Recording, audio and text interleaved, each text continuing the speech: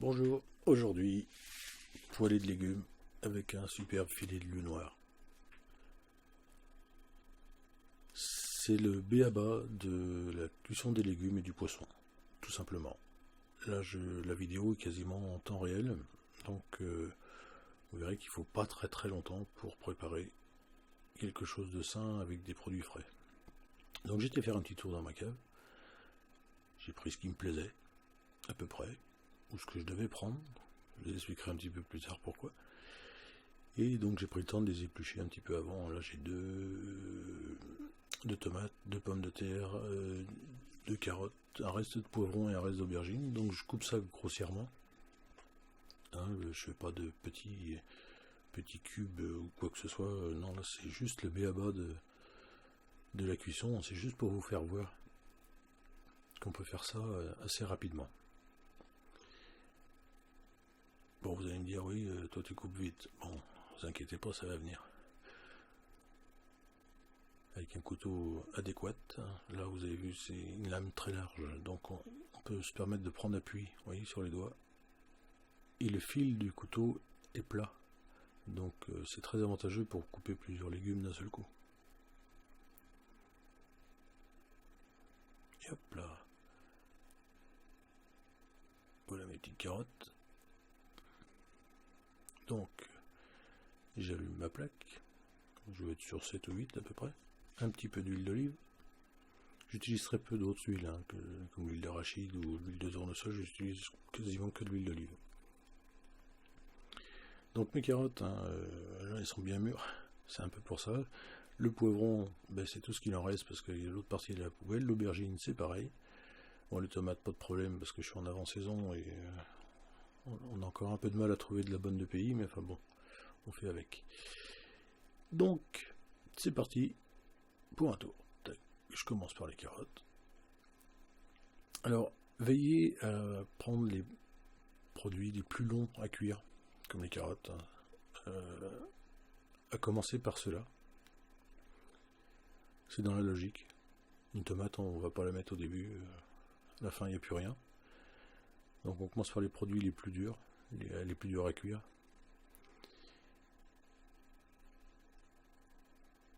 Et on enchaîne le tout. Donc là, je fais une petite bêtise. Je vais vous expliquer pourquoi. Donc les pommes de terre, une fois en deux, une fois en trois, et un petit coup en travers. Tac. C'est grossier, comme je disais, mais bon, c'est basique.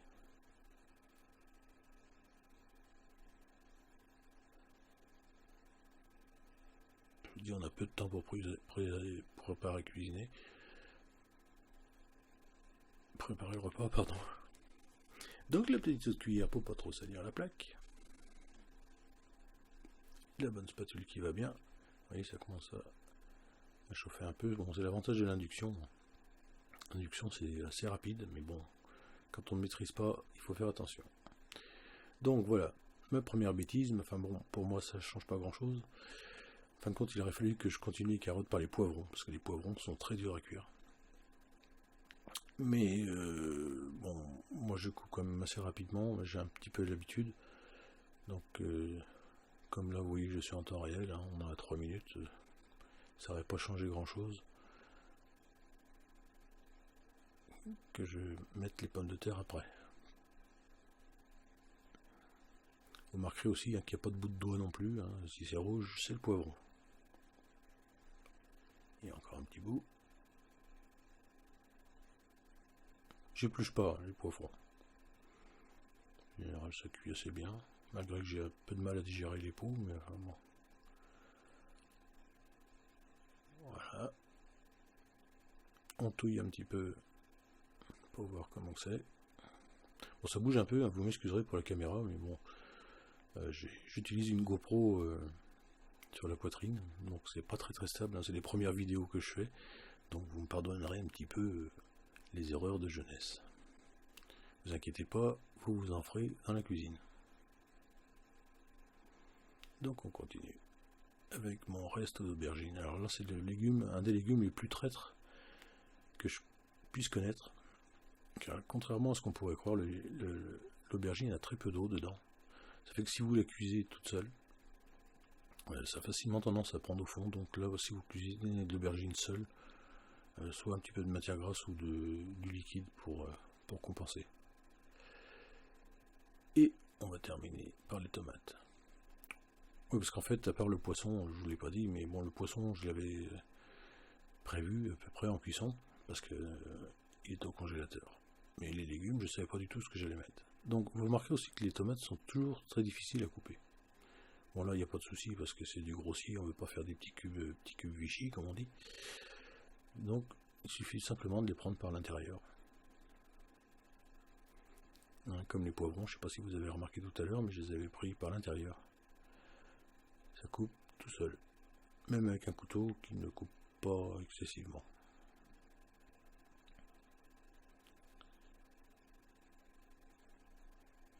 Voilà. Donc vous voyez 5 minutes pour tout couper. Bon, même si vous mettez un quart d'heure, c'est pas grave. Mais bon, vous aurez toujours essayé. Un petit peu de sel. Et du poivre, hein, c'est tout ce que je mettrai sur ce plat là. Hein, vous pourrez compléter à votre choix comme vous le voulez, mais bon là c'est du basique, hein, je vous expliquerai plusieurs petits trucs pour aromatiser, assez sympathique, très très simple et très sympathique, mais là c'est vraiment de la base complète. Donc mon filet de lieu noir, comme je vous le disais, je fais mes courses une fois par semaine. En général, le lieu noir, le poisson, je le congèle. Vous voyez, il est encore un peu dur. Je l'avais sorti il y a 2 heures. Alors on va jouer avec cette fermeté justement pour le couper. Avec un couteau adéquat, hein, pareil. Fin, le couteau, une lame longue et assez coupant. J'utilise uniquement ça pour les viandes et les poissons. Et oui, ça se coupe. Alors, quand je dis tout seul, ça se coupe tout seul. Alors l'avantage aussi, c'est quand il est ferme comme ça, il arrive parfois qu'il reste quelques arêtes et elles sont plus facilement perceptibles. Donc oui, le couteau à légumes et le couteau à viande ou poisson. Un petit couvercle. Oui, le reste de la maison en même temps. C'est pas grave, c'est les débuts. Et c'est parti pour 15 minutes.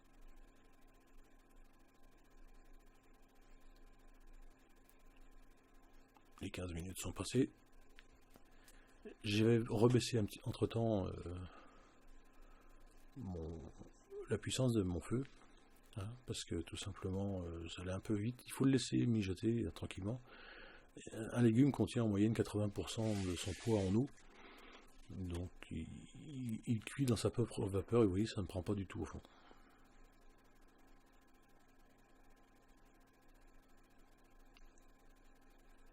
Donc je dispose mon poisson, vous voyez, j'avais vérifié quand même s'il ne restait pas d'arêtes, et j'ai bien fait de vérifier car il en restait une ou deux, donc ça s'enlève assez facilement.